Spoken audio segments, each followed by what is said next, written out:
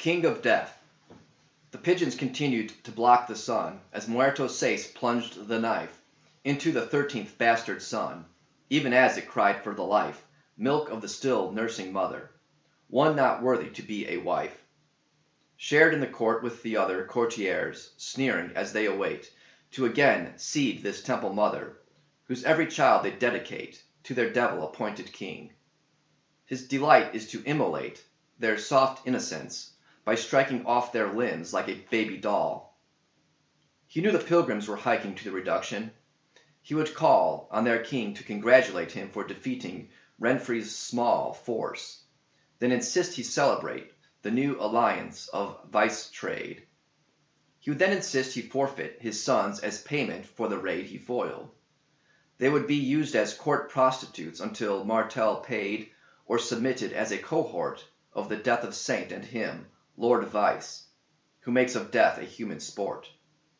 The blood of martyrs was the price that purchased the Guadalupe reduction, refusing the vice kings for generations, their way to honor Our Lady who came to this land, just as Europe's lay revolutionaries laid blame on Our Lady's daughter-in-law in a manner beyond all shame, sticking still in the layman's craw after 500 years of pride.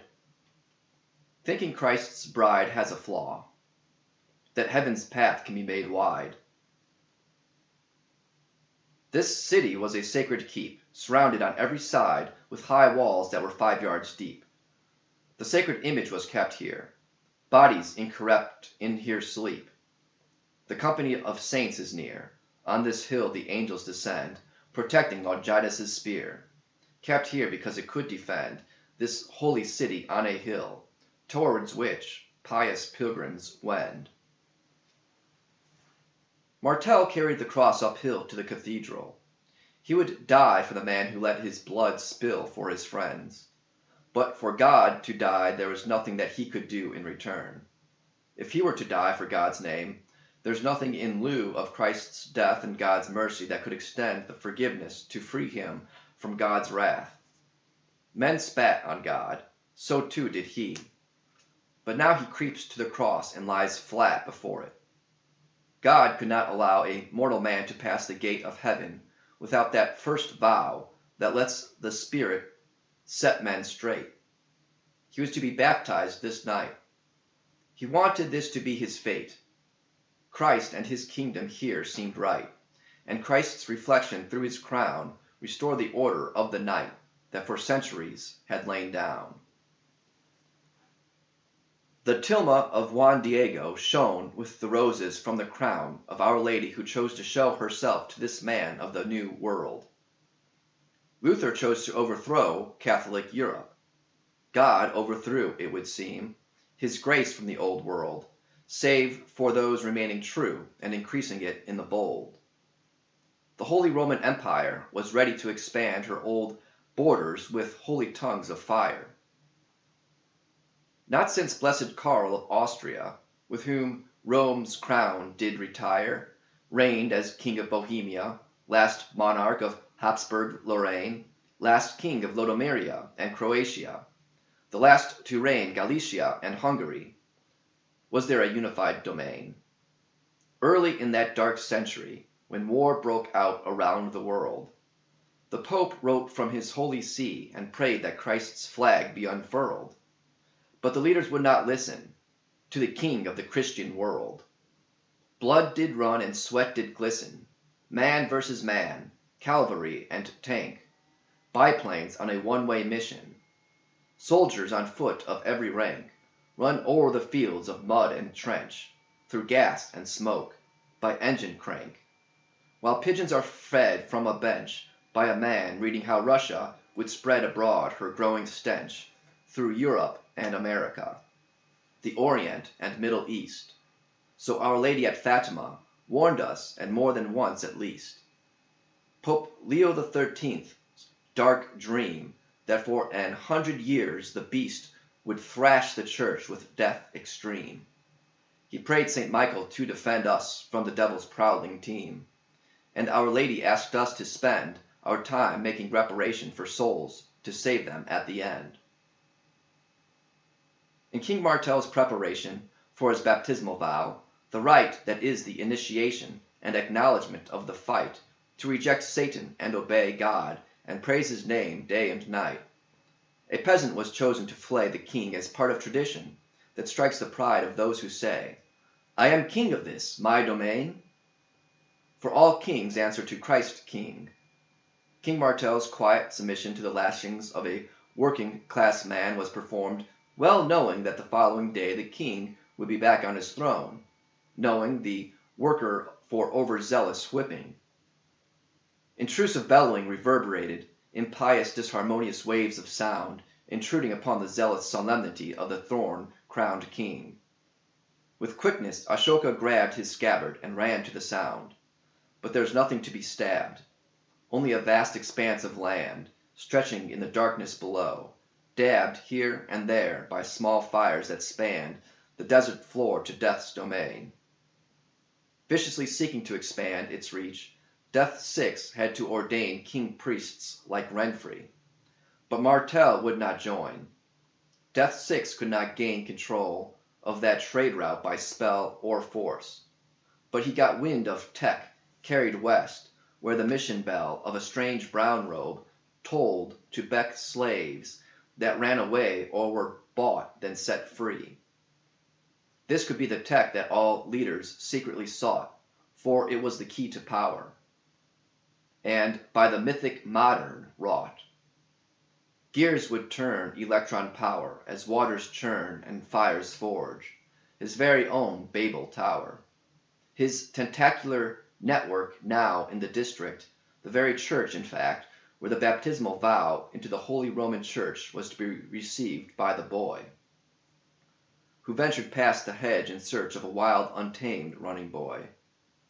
He went through the hedge, Renfrey's fence, wherein he found the simple joy of the vine beyond the stern fence and decorative hedge. The vine he found, or found him, with intense passion.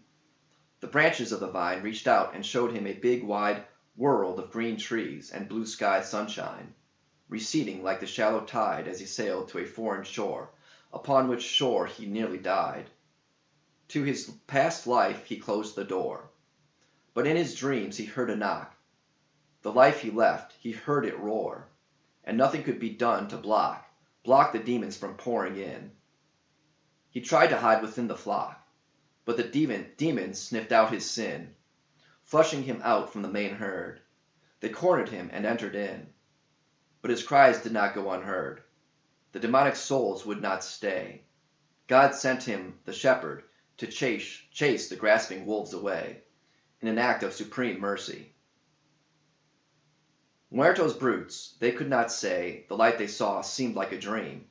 It was more a waking nightmare. From a window they saw a gleam of light. Their lives did not prepare them to recognize or behold in such a state of disrepair. They failed to see the chalice gold. All they saw is for what they came. Like Judas Iscariot, their soul they sold. Driven from John, needing to claim a body to drag with it to hell, the demons stormed, they who made game of death and vice, and to compel women and children they capture into a life where they must sell cheap thrills for satanic rapture. While in the Grail's holy light they were in heavenly rapture, a group brought together to fight hell breaching earth through this lost soul, saved by love he could not requite. The Spirit indwelled with the soul after baptism, and so too, by an edict, Thessalonica, did it enroll as a citizen, one into the Holy Roman Empire. At the time, as it were, in lieu of a king, it did acquire a certain king of whom I speak. How this came to be will require, past this fortnight, another week. It must suffice for me to say, the Sin King surrounded the peak, surely causing up there dismay. But they worried not. Martel, King, and Bishop Dunlach had a ploy up their sleeve. They came here seeking the Lord our God. He suffers not fools. On their walk they were making plans to withstand the vice-despot. They called a favor from Creole country.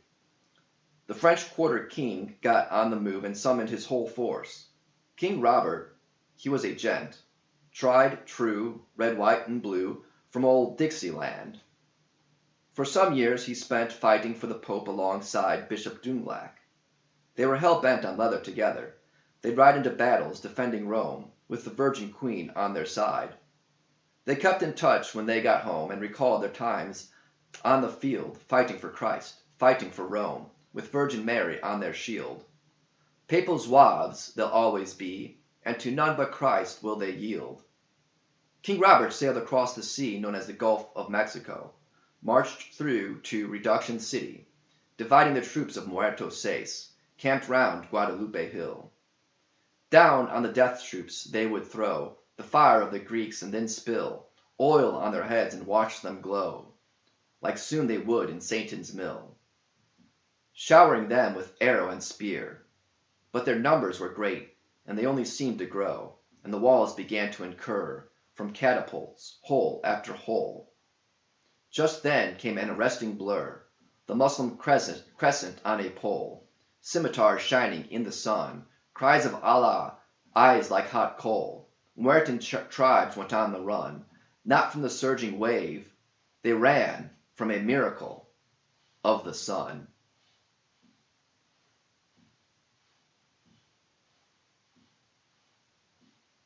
For an error at the outset is the root of all human pain. With the Holy Grail we will let Mary, Church, Christ, God, Holy Ghost reign on earth until we are met with our end. And that is all I have this night. Good night to you, we've been well met. Go forward now with all your might. Remember the sun, find the Grail. This is your life, it is a fight. Be ye strong and tough, weak and frail. It matters not if thee just keep Mary near, thou knight shall never fail in thy battles against the creep. For where she is, so is her son, the shepherd protecting his sheep. He who is God and Mary's son, dying so that we may have life, returning like the rising sun. These events are what lead your life. They're your beginning and your end. You fight for the king and his wife, and it's his kingdom you defend. He is emperor of this land. To foreign parts you he does send, to carry out what he has planned.